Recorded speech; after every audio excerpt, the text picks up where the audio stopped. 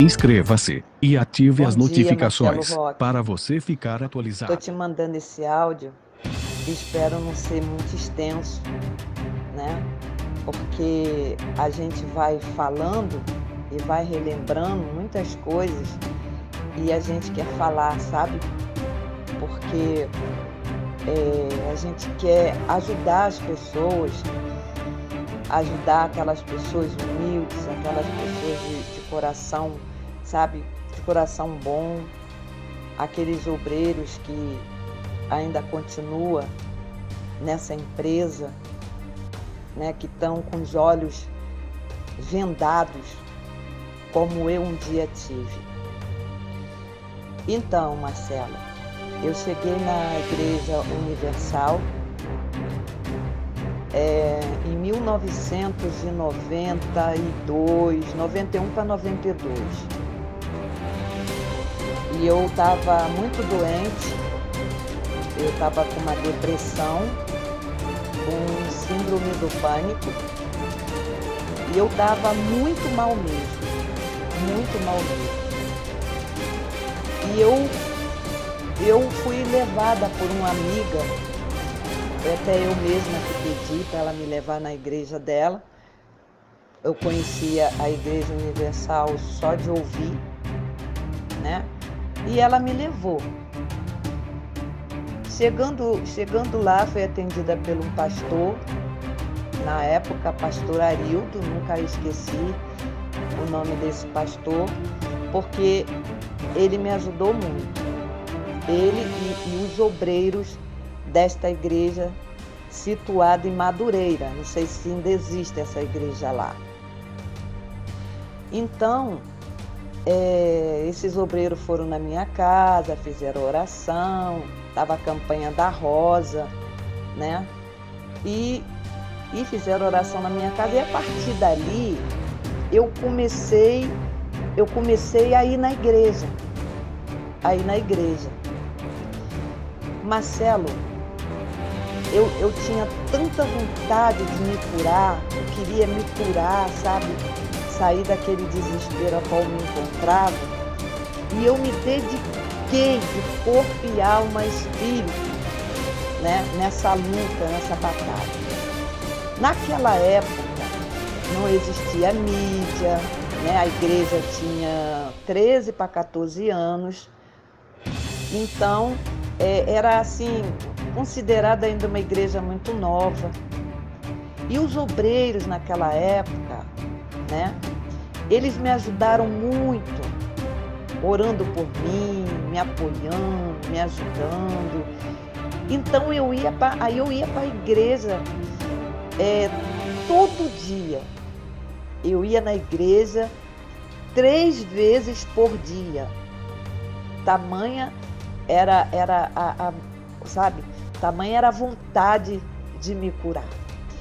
E ali eu fui aprendendo, e ali eu fui adquirindo fé, e fui lutando contra aquela enfermidade, e fui lutando, até que eu consegui sair da situação que eu me encontrava. Então, eu pensava que era a igreja, que eram os pastores, que era, né, que havia me curado, E eu tomei um amor muito grande pela Igreja Universal, porque eu via que foi ela que me curou. Eu via assim, foi ela que me curou. Hoje eu sei que foi a minha fé me salvou, a minha fé me curou. Mas só que eu não pensava assim, dessa forma. Claro que os obreiros me ajudaram muito. E dali eu fui crescendo, né? Fui crescendo ali na fé, fui crescendo. Nessa época eu era cabeleireira e tinha ABC, né? Um trabalho muito bonito que havia nessa igreja, né? Nessa empresa. E aí eu me dediquei. me dediquei muito. A gente evangelizava, cuidava das pessoas, eu cortava cabelo dos mendigos, outras obreiras cuidava de feridas, essas coisas que você conhece, que já teve lá, né? E cada vez mais o meu amor por essa empresa se transbordava.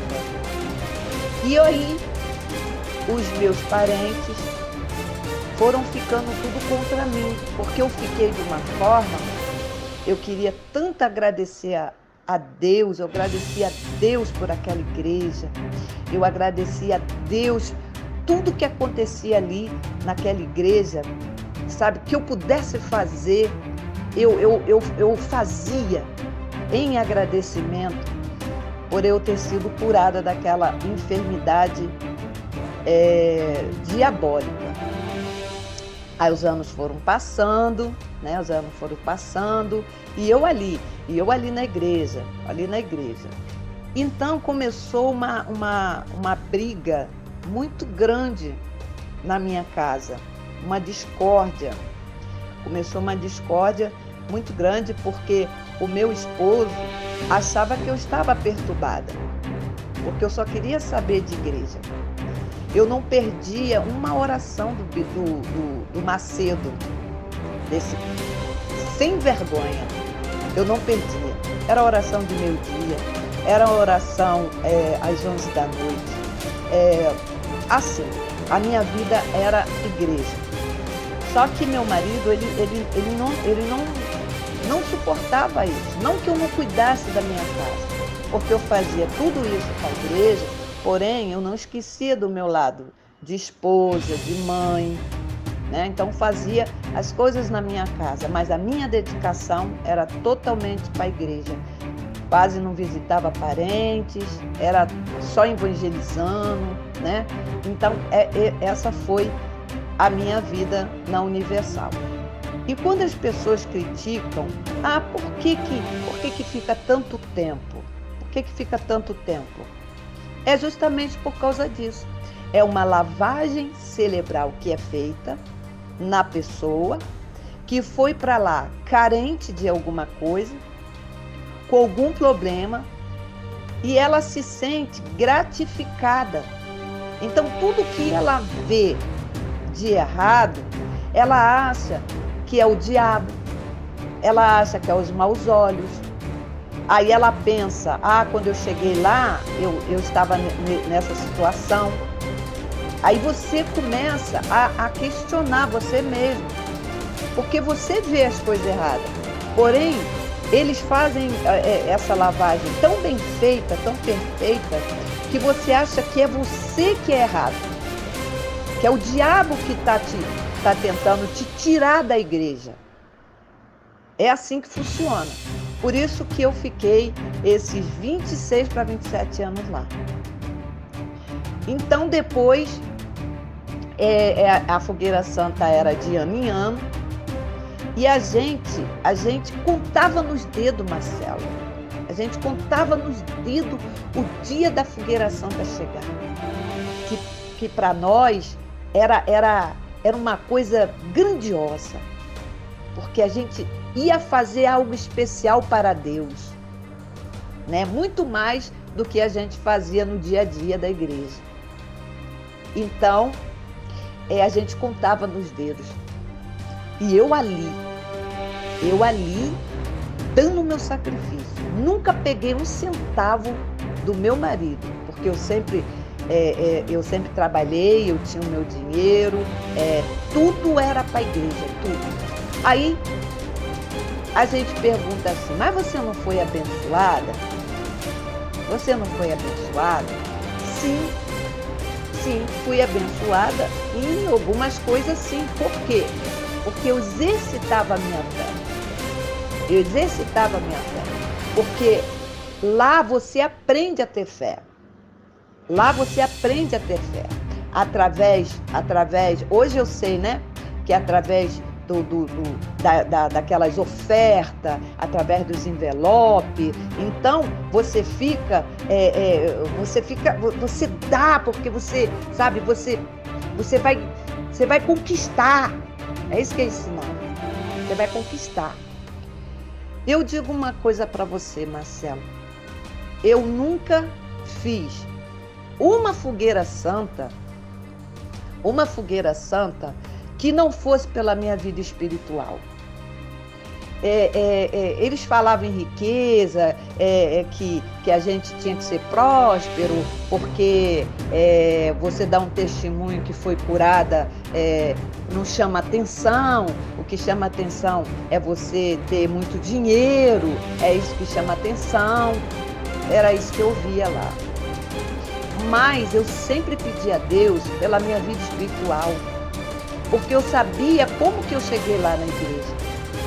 Então eu queria ganhar almas, eu queria ganhar muitas almas. Então as minhas fogueiras santas sempre foi no sentido de que o Senhor me desse sabedoria, que o Espírito Santo transbordasse na minha vida, que aonde eu colocasse minha mão eu pudesse curar, eu pudesse salvar. Era assim. Então, o meu amor pela Igreja Universal do Reino de Deus era muito grande. Eu ficava triste quando as pessoas falavam mal da igreja. E era por isso que eu tinha problema no meu casamento.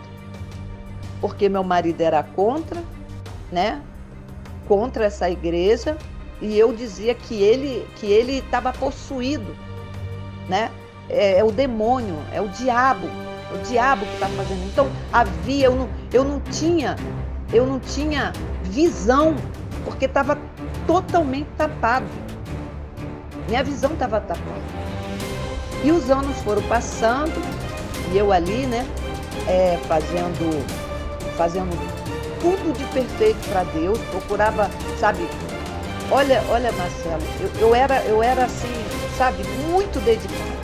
Sabe aquela obreira que, chama Dona Sara, era assim.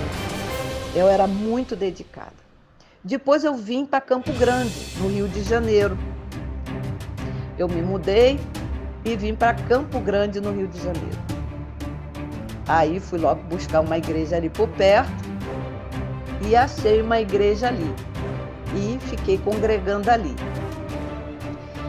Aí, Marcelo, eu nessa época, eu ainda não estava como obreira, mas fazia praticamente todo o trabalho de obreira, só não impunha a mão nas pessoas, mas orava, né, ia com eles, fazia, era assim.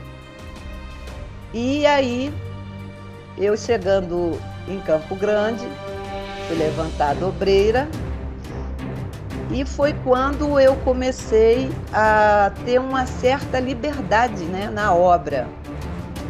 Estava mais em contato com os obreiros, reuniões fechadas, aquelas coisas todas que você sabe que acontece lá. E aí eu fui vendo que as coisas, sabe? Fui começando a observar mais as coisas. E nesse período em que eu cheguei lá em Madureira, na igreja, eu perdi um filho. Eu tinha um filho de 12 anos e ele teve uma infecção generalizada que os médicos não souberam me explicar a razão. E meu filho faleceu com uma semana. Foi naquela época em que aquele bispo deu chute na santa e a Rede Globo de televisão fez a mídia, né, caiu em cima da igreja e nós fomos, não sei se nessa época você lembra, e nós fomos para Cinelândia.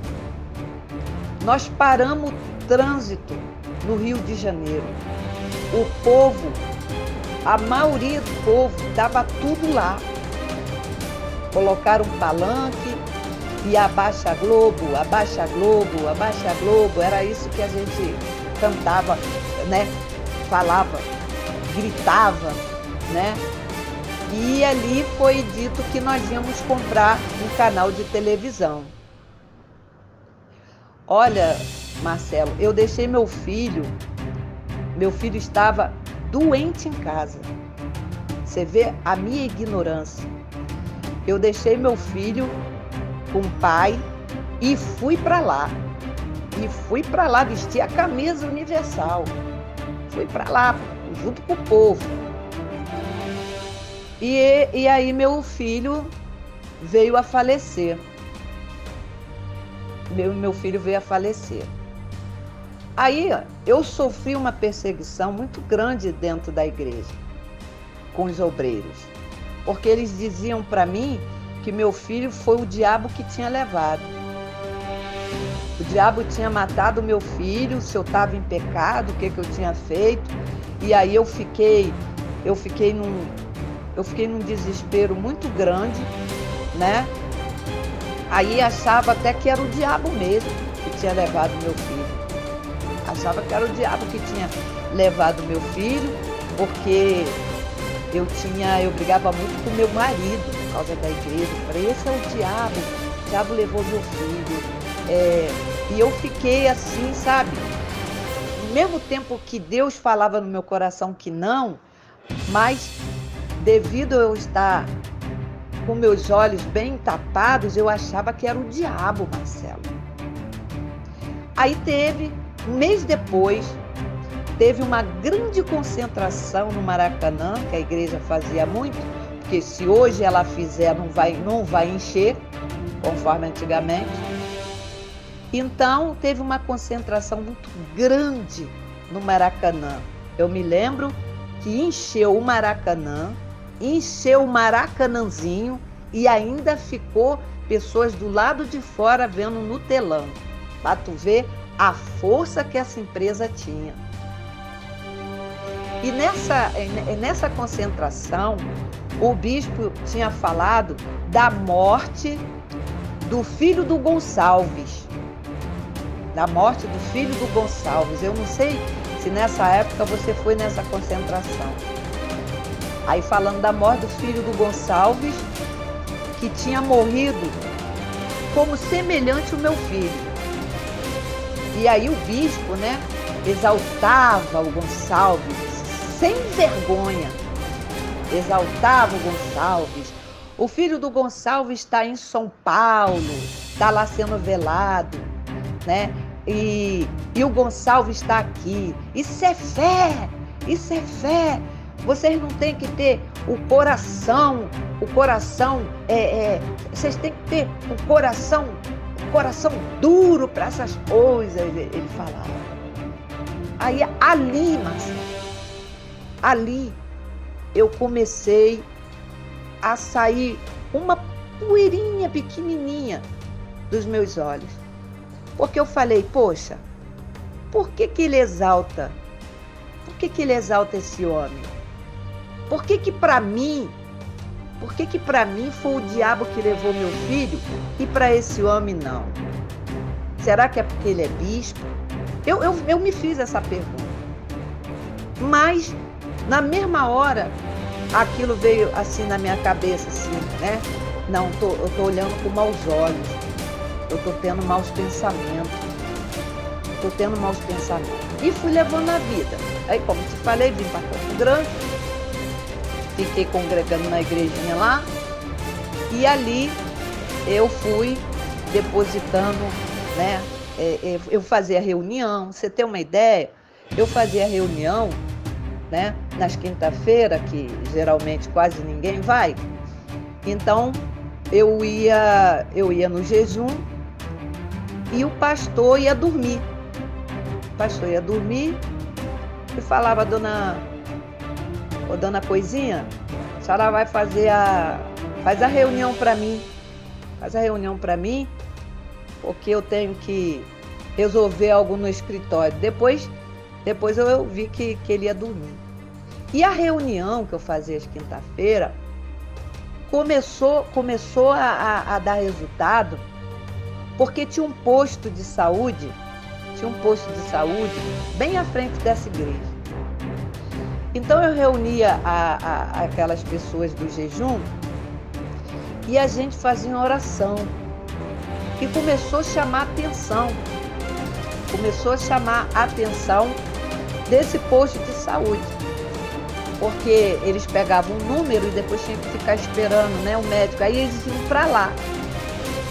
Aí foi uma coisa boa. Aí o pastor, a sua reunião tá uma bênção, a mulher de Deus, aquela coisa toda, né?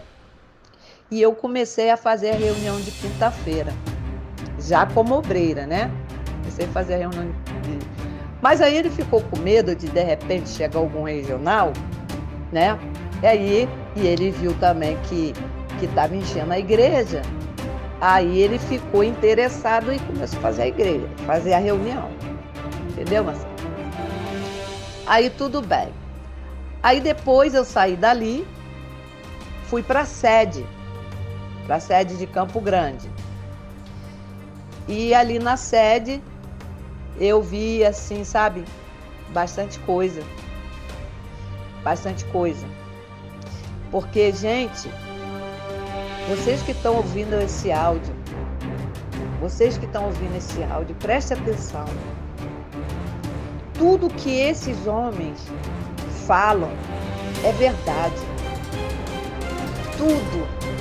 Tudo que o Marcelo fala, Profeta Nervoso, Nathan Silva, Bispo Pedro Paulo, tudo é verdade.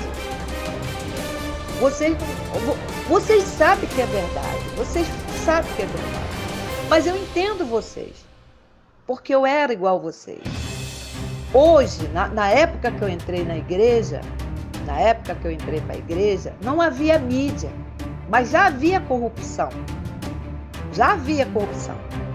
Só que não havia mídia.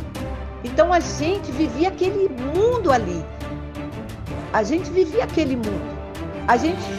as pessoas falarem, as pessoas de fora, e a gente achava que eles eram endemoniados. Mas hoje existe a mídia. Hoje fica quem quer. É só analisar. É só vocês verem os depoimentos das pessoas, assim como eu estou dando esse depoimento também. Mas fui para a sede. E eu já estava sabendo da verdade. Eu já estava lutando contra mim mesma. Não posso ter mau pensamento. Isso que acontece é real. Essas ignorâncias, sabe? Essas hipocrisias, sabe? Esses pastores. Olha, Marcelo, é coisa incrível. São depoimentos que vinham até a mim, sabe? Que foram me abalando mesmo, foram me mostrando mesmo. Como na Catedral do Rio de Janeiro, uma obreira trabalhava na faxina lá e ela limpava o escritório do bispo. Para ele entrar no escritório do bispo, né, cuja maçaneta é toda de ouro, assim ela me relatou, para ele entrar, tinha que entrar com 2 seguranças. Lá. O tapete, você botava os pés no tapete, cobria teu sapato. Coisa de primeira. Lá tem tipo uma estante, é cheia de uísque. Uísques importados. Eu fiquei pasma quando ela me falou isso. Falei, bebida dentro da igreja? Eu não acreditei nela. E hoje eu sei que é verdade. Mas aí, você desculpa, Marcelo, de eu estar assim atropelando, porque são lembranças que vêm e a gente quer contar. Então, eu já na igreja de Campo Grande, ali no Rio de Janeiro, na sede, ia haver uma visita do Romualdo Panseiro, esse sem vergonha. Ia ter. E ia ser uma reunião de portas fechadas, né? Com todos os obreiros uniformizados e com crachás. E a gente ficou esperando o bispo Romualdo chegar, né? As obreiras preparando tudo, né? Aquela coisa, o bispo Romualdo vai visitar a nossa igreja, e todo mundo ali, né, naquela ansiedade, feliz, vai ter uma busca, meu Deus, vai ser lindo, a gente preparando a igreja, né? Porque você sabe, Marcelo, que nós aqui compramos tudo para a igreja. A igreja não dá um centavo para nada, nada. Nós que compramos tudo, desde do papel higiênico à Santa Ceia. Não querendo, né, fazer uma comparação, mas tudo somos nós que compramos. Quando não só os obreiros, aqueles membros antigos, aquelas senhorinhas, né, ali. É tudo a gente que faz. E quando tá pouco, a gente faz gincana. Lembra, Marcelo, das gincanas? Então, a gente faz as gincanas. Aí vem o grupo jovem, né? Que na minha época é grupo jovem, agora é FJU, né? Aí vem o grupo jovem, vem até EBI entra. Porque é lá que começa. Mães, vocês que estão ouvindo o meu áudio, cuidado com seus filhos, porque é na EBI que eles começam a fazer a lavagem cerebral. Porque se você perguntar ao seu filho o que você quer ser quando crescer, ele vai dizer, eu quero ser pastor. Se você perguntar à sua filha, ela vai dizer, eu quero ser esposa de pastor. Porque a lavagem cerebral começa desde pequenininho, lá na EBI, infelizmente, lá na EBI. Mas aí a gente fazia gincana, então entrava os grupos, né? O evangelismo, entrava os obreiros, então a gente fazia aquela gincana para poder ter vassoura, produto de limpeza, a gente estocava a igreja, porque os grupos, né, se reuniam, então cada um queria fazer o melhor. Aí a gente inventava assim um passeio, né? Um passeio para o grupo que ganhava, que geralmente era nós mesmos que nos reuníamos fazendo vaquinha para patrocinar aquele grupo que ganhava. É assim que funciona. Mas então, esse bispo Romualdo, esse cachorro sem vergonha, ele ia lá na igreja. E foi aquela preparação para a gente receber. Aí tá. Aí a reunião com ele ia ser depois da reunião normal da igreja, né? Aberta ao público. E era 7h da noite, numa quarta-feira.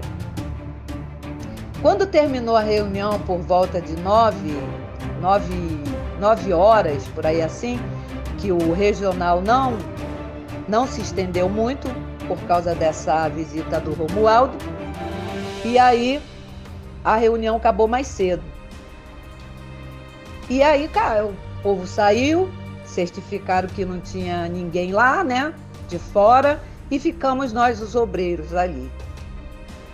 E aí, daí a pouco, ele desce e fala, boa noite, pessoal. Todo mundo, boa noite. Todo mundo ali, tudo bonitinho, né? Desculpa, Marcelo. Então, ele virou e falou assim, olha, a minha visita aqui é para dizer para vocês, obreiros, que vocês são a vergonha da Universal. Vocês são a vergonha da Universal. Porque vocês não têm R$1 para dar de oferta. Vocês são mole. vocês não sacrificam. Eu me enojo de estar fazendo essa reunião. Porque vocês são molengas. Os endemoniados lá fora tá cheio de dinheiro. São grandes empresários. E vocês aqui não saem dessa vidinha. Aí quando ele falou aquilo, né, a gente ficou tudo assim. E aí ele falou assim pra gente: olha só, vocês querem ganhar dinheiro? Vocês querem ganhar dinheiro? Vocês compram um isopor bem grande, enche de cerveja e vai pra praia vender. Aí você vai ajudar a igreja. Aí vocês vão poder sacrificar. Enquanto ele estava falando aquilo, eu me lembrei quando eu entrei para a igreja. Porque o vício era do diabo. O vício era do diabo. Então, como que eu ia fazer o que ele estava mandando? Se é bebida. Aí ele falou: vocês estão pensando que isso é pecado? Isso não é pecado, não. Não é pecado, não. Entendeu? Vocês fazerem isso. Eu sei, Marcelo, que foi uma reunião pesada. Foi uma reunião pesada. Não teve busca, não teve palavra. Depois que ele sentou o pau na gente, depois que ele humilhou a gente, jogou a gente no chão, aí ele falou: bom, pessoal, boa noite, vão para casa que já tá tarde. Saímos de lá, ia dar 11 horas da noite. Eu morava um pouco afastado, tive que esperar ônibus e saímos tudo de cabeça baixa, decepcionados. Então, eu já estava muito triste com isso, né? E aí foi outro também, um tal, aí houve um outro também, um tal de Pastor Baiano, um regional. O homem ruim, não sei nem o nome daquela praga, só conheço como Pastor Baiano. Esse homem era ruim, mas ruim. Sei nem se já morreu, sei. Então esse homem estava na época da política e a gente teve uma reunião de portas fechadas, né? E ele perguntou quem é que estava com a igreja. Quem é que estava com a igreja? E tinha lá o bispo Jodeni, né? Que esse bispo Jodeni, não sei se tu conhece ele é o manda-chuva de Campo Grande. Foi ele que abriu as igrejas lá pro lado de Campo Grande, né? Então, ele é muito conhecido. Ele estava para ser reeleito. E tinha um outro também, que me foge o nome dele agora, muito conhecido também, um moreno alto. E tinha um pastor, que era para ser deputado. Aí ele falou: ó, pessoal, esses são os nossos candidatos. E quem tá com a gente? Quem tá com a gente? Inclusive eu falei. Aí ele virou e falou assim: ó, nós temos esse nosso bispo. O outro bispo, João Mendes. Não sei se tu conhece, João Mendes. Temos nosso bispo e tem aqui esse pastor. Então, a gente quer o voto. A gente precisa, porque a igreja precisa de ter os seus candidatos, a igreja precisa, né? Mas não adianta pedir nada não, depois que eles forem eleitos. Já vou logo dizendo, não adianta pedir nada não, porque eles estão sendo eleitos não é para ajudar ninguém, é só para ajudar a igreja. Entendeu? Então, fique ciente disso.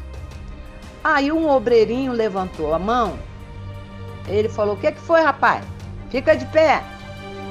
Aí o rapaz falou: pastor, é porque eu conheço o bispo Jodeni e o bispo João Mendes.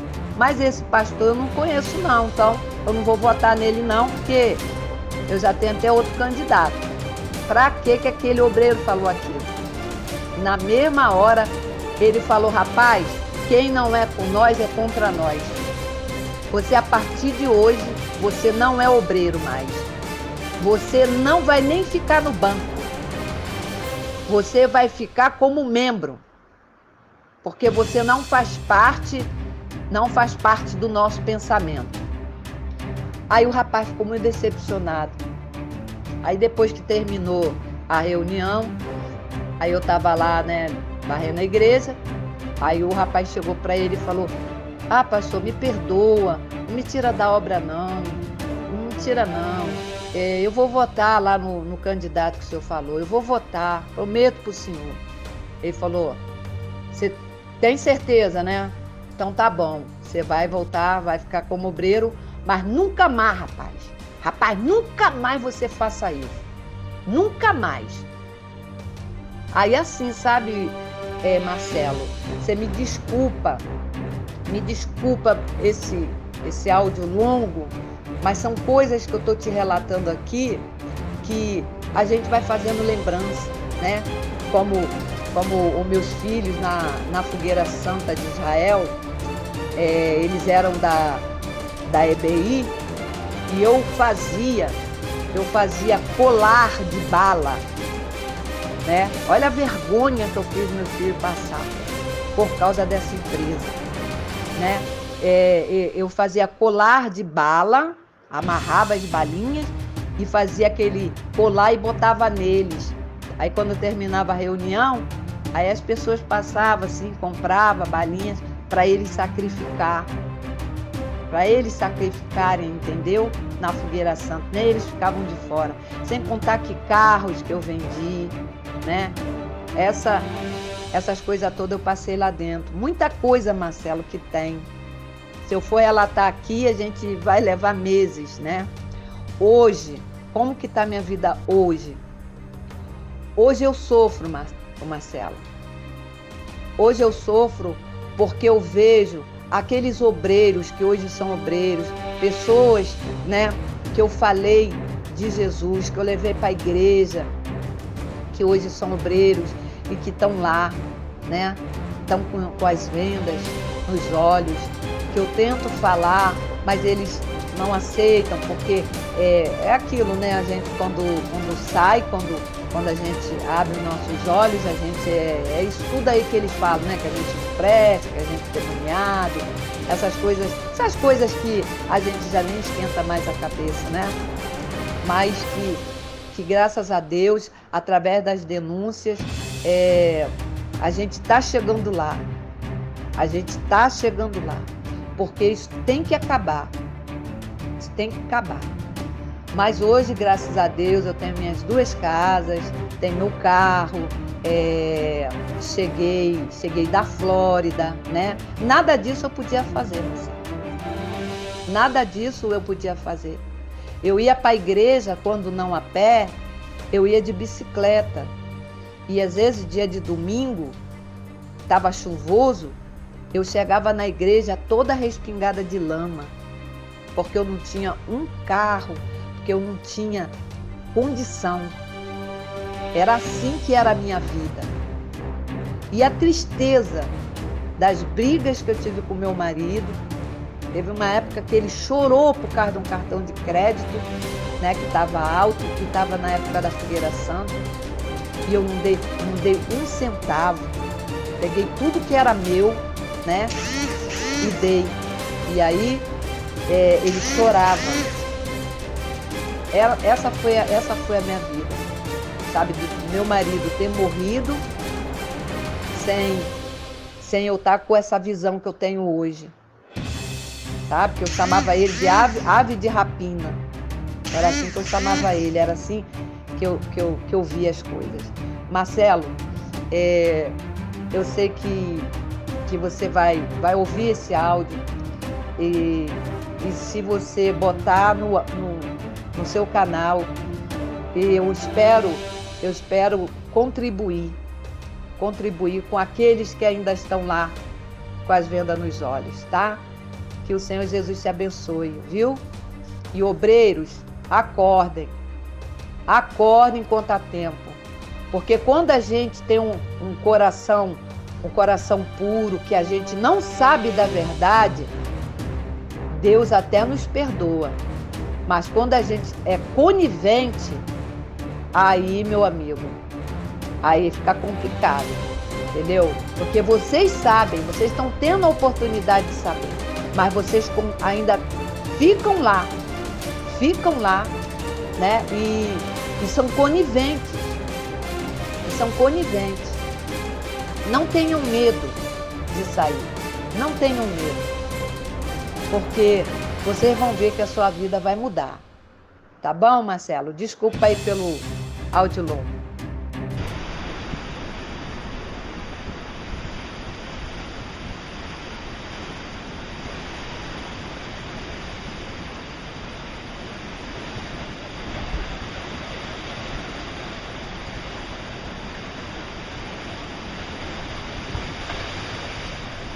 Inscreva-se e ative as notificações para você ficar atualizado.